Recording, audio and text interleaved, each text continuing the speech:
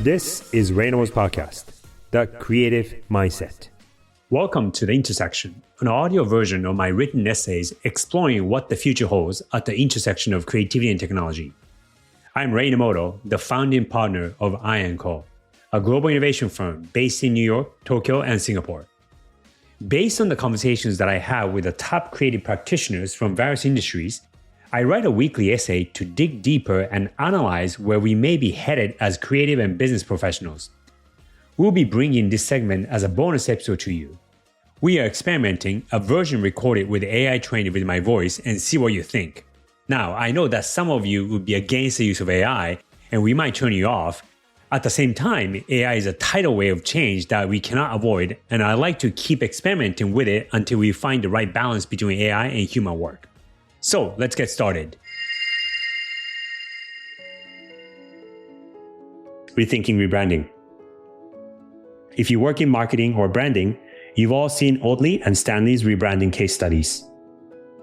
Both are good examples of growth through rebranding.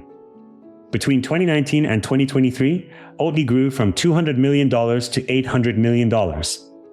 In the same period, Stanley increased its revenue tenfold, from $70 million to $750 million.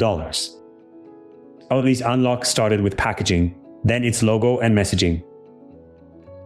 For Stanley, a 110-year-old brand selling green thermoses to outdoorsmen and blue-collar workers, it was not about the logo or packaging. The strategy shifted the target audience from men to women and rebranded a failing product with new colorways. While the Oatly and Stanley case studies provide useful insights and good content for viral LinkedIn posts, they are fairy tales that may not be applicable for most brands. Hoping for sudden growth through rebranding is like an inexperienced retail investor wishing to find the next pre-2020 in NVIDIA stock. It doesn't happen to most.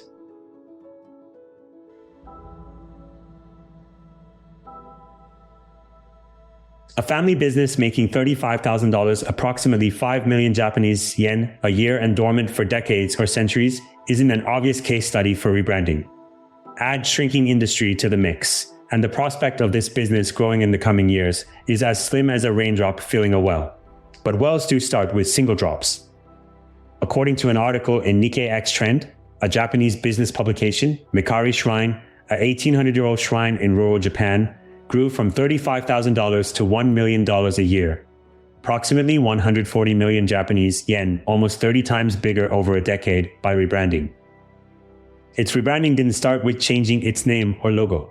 Laying a foundation for a business to survive for decades requires a gradual and measured strategy. The case study of Mikari Shrine provides actionable rebranding lessons for building long-term brand resilience. It started with saving $2, about 300 Japanese yen daily. We're discussing an organization here, not personal savings. Kazunobu Takase is the owner of Mikari Shrine, which has an 1800-year-old lineage passed down from his father, who inherited it from his father. In 2009, Takase joined his family practice. The following year, he took over as the 32nd priest of the Takase family. I was unaware of the state my family business was in until I joined my father. With little to no growth prospects for his family business, he could only start by saving change day by day before increasing revenue. He saved $1,500 over 2 years, a minuscule amount for any business. He considered using this fund to close the shrine, move, and start another career. It would have been a sensible choice because the annual revenue, $35,000, came in the first 3 days of the new year, a common time for Japanese people to visit shrines for New Year wishes and give change. He used this tiny capital as an investment to make small but visible fixes to the shrine, attracting visitors outside the 3 days. This small enhancement isn't considered a rebranding activity. When we think of branding or rebranding, we think of new logos, names, colors, typefaces, campaigns, and taglines. Chief marketing officers and marketers prefer splashes, not tiny raindrops. In the following decade, Takase made small improvements to his practice, including learning to build a website using off-the-shelf services. They were never sudden or drastic, but each provided an incremental expansion for his business and brand. A family practice that started with $35,000 a year has grown to over $1 million in revenue, a 30 times increase. In the case of Mikari Shrine, rebranding wasn't just a marketing makeover. Takase reconsidered his practice's fundamentals from business and brand perspectives and reflected them in the presentation of its products and services. This required outside help for objectivity in Takase's practice. When Takase had enough funds in his savings, he engaged an external consultant for an objective view of his practice and to assess his business and brand. In the rebranding approach, there were 3 key elements. 1. Reticulating its mission and vision. While Mikari Shrine's mission as a Shinto practice was clear and timeless, its vision as an 1800-year-old practice had become less relevant in the contemporary age. Many brands fall into this trap regardless of their maturity. I come across many established brands and businesses without clearly articulated mission or vision statements that resonate with their organizations. Whether you're a young startup or a long-standing operation, regularly revisit your mission and vision statement to ensure it is resonant and relevant. 2. The power of subtraction. Mikari changed the product's appearance. They were Shinto amulets and charms for good luck, fortune, health, and various occasions. There's a cottage industry of manufacturers producing these items, and Mikari, like other shrines, sourced from these vendors at low costs. Takase did 2 things. First, he developed original items instead of procuring them from a common vendor. Second, he cut down the items from over 30 to 3. The output was a set of original, unique, and differentiated offerings available only at Mikari Shrine and its website. The lesson? Subtract and elevate. 3. Productizing its services.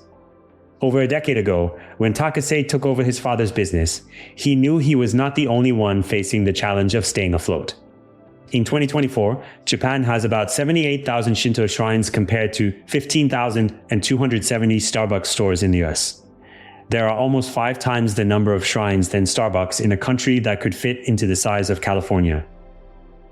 By 2050, an estimated 30,000 will disappear. The mission of a shrine or any Shinto shrine isn't to outdo others and win. It's to coexist. In 2022, Takase decided to start a consulting practice to offer its services as products to other shrines to help them survive and thrive in their communities around Japan. The key takeaway is that productizing doesn't always mean relying on software or tech to scale your business, nor do you need to worship algorithms. Package your service so it is replicable and easy to buy. If you're considering rebranding, don't start with the outside. Look within. That will be more effective and lead to bigger returns than changing your logos, colors, and fonts.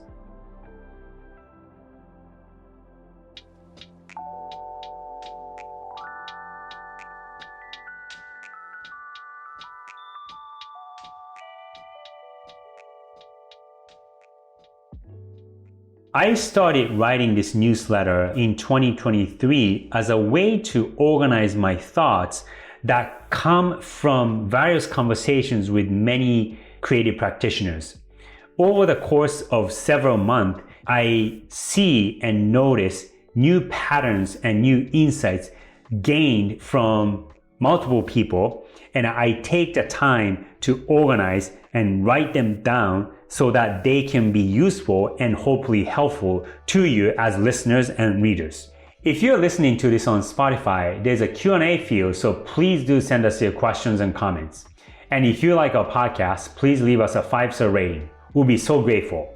I'm Ray Namoto, and this is The Creative Mindset. See you next time.